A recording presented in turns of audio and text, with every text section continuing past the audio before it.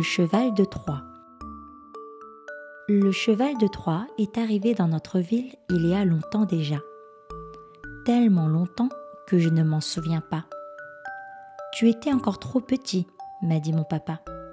Trop petit, ça veut dire que les souvenirs ne restent pas, qu'ils s'envolent comme les feuilles en automne, qu'ils s'effacent sans laisser de traces. Le cheval de Troie est arrivé, on ne sait plus trop pourquoi. Et depuis, il a toujours été là, seul, au milieu de la grande place, abandonné dans cet immense espace. On raconte souvent qu'au début, les gens pensaient qu'il était méchant, puis qu'ils sont devenus indifférents, et qu'ils l'ont peu à peu oublié. Le jour où on est monté dans le cheval de Troie, il était vraiment en mauvais état. Les carreaux des fenêtres étaient cassés, il y avait des fuites, il y avait des flaques, il pleuvait à l'intérieur. Flic, flac, floc. Des souris couraient de tous côtés et des pigeons y avaient fait leur nid. Il y faisait sombre, il y faisait noir, c'était comme dans un placard. Avec ma sœur, on avait un peu peur chaque fois qu'on entrait dans le cheval de Troie. Comme ils trouvaient l'endroit charmant, mes parents ont décidé d'y habiter. Ils ont dessiné des plans, ils ont fait du plâtre et du ciment. Ils ont retroussé leurs manches, ils travaillaient même le dimanche. Marteau, ciseaux, pieds à coulisse, c'était plein d'outils, de clous et de vis.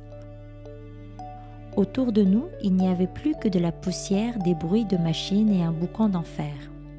Un jour pourtant, presque tout était recollé ou nettoyé, refait ou réparé. C'était terminé. Alors, on a pris nos affaires et on s'est tous installés dans le cheval de Troie. On vit à 4 dans le cheval de Troie. Mes parents dorment en haut, dans une chambre aux rideaux sombres. C'est la chambre du silence foncé, et on se fait gronder quand on saute sur le lit. Ma sœur est en bas, dans une chambre juste à côté de moi.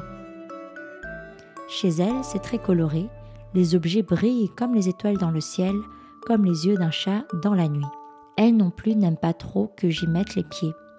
Heureusement, il y a ma chambre et plein d'autres endroits. Ça n'a pas l'air comme ça, mais c'est très grand dans le cheval de Troie. Dans ma chambre, personne n'a le droit d'entrer sans une autorisation signée et tamponnée. Il faut un ticket pour y pénétrer et les visites sont guidées. Il y a encore des endroits où je ne suis jamais allée.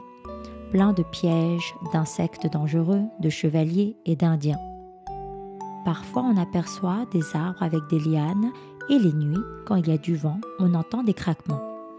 Il y a aussi, et ça fait rire mes parents, un cheval de bois dans le cheval de Troie. Tagada, tagada. Mais il n'y a pas que ça dans le cheval de Troie.